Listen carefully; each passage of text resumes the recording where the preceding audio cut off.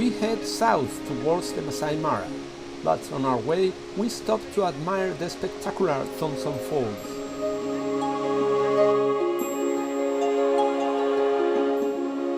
We cross the fertile central highlands of Kenia, passing through tropical forests where the striking colobus monkeys can be seen.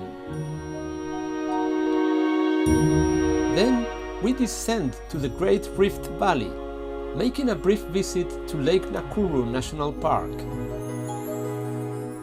Due to the heavy rains of the last months, the lake is higher than we have ever seen it, with the floodplain area usually crisscrossed by safari tracks, now mostly underwater. This allows us to see a great abundance of water birds.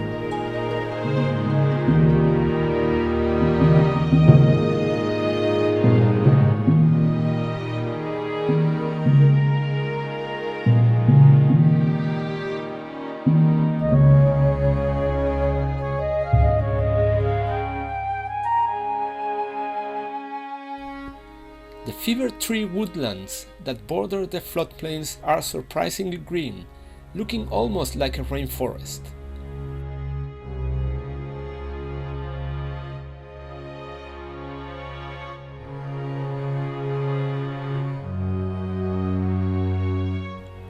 On higher ground, herbivore herds weather the early afternoon rain.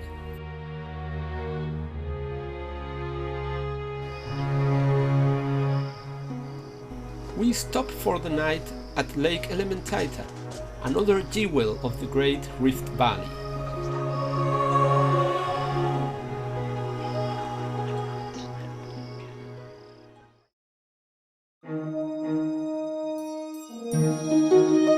Arriving to the Masai Mara from the north, we see herds of wildebeest traveling south from the Loita Plains, a reminder that the Great Migration is more complex than just the herds coming from the Serengeti.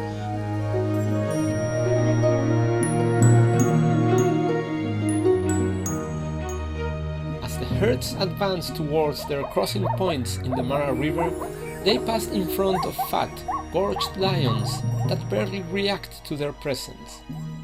What a contrast to the situation we saw in Samburu. At the river, relaxing hippos offer a formidable barrier for the approaching herds, and lazy crocodiles rest in the opposite bank. But as the wildebeest and zebra gather, unable to decide about crossing, you have the impression that they fear some other, formidable danger. Time and again they seem about to cross, but change their minds in the last second.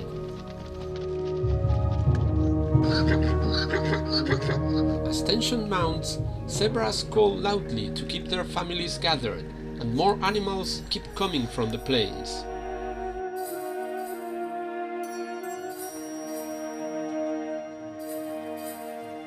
Leaders of both species seem to ponder the perils as they peer at the banks, where the bones of victims of earlier crossings lay as silent warnings.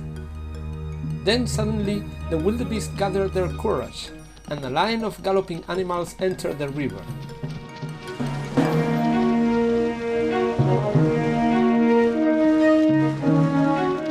Half the way across, they lose their footing and must swim vigorously against the current.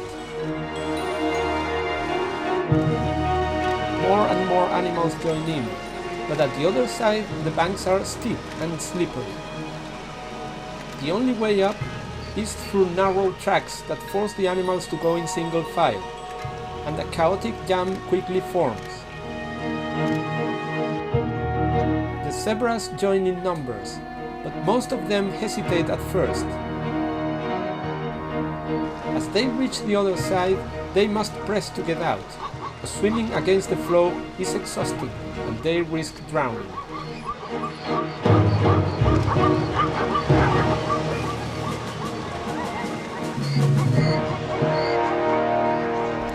Drowning animals already float downriver, while some exhausted wildebeest seem unable to keep climbing, blocking the way for those pushing to get out.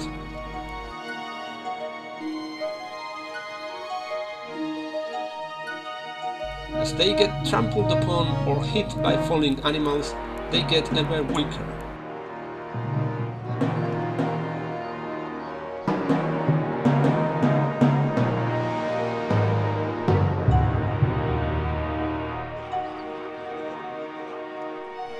This wildebeest got its right horn broken, and as several zebras force their way up around him, he gets the other one broken too.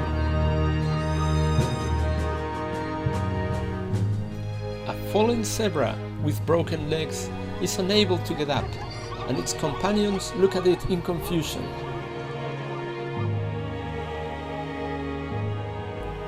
Watching the chaos of the crossing makes you understand why the living animals, who have been through this many times before, hesitated before crossing. Fearsome as the crocodiles are, the most formidable enemy here is the river itself, and it takes the heaviest toll on the herds.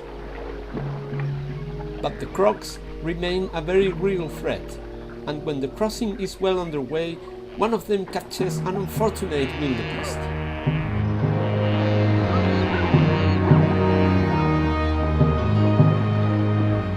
Others continue crossing nearby, unable to do anything for their hapless companion. As the bulk of the herds finally speeds across the plains on the other side, the dead and the wounded are left behind, surely to become food for opportunistic predators and scavengers.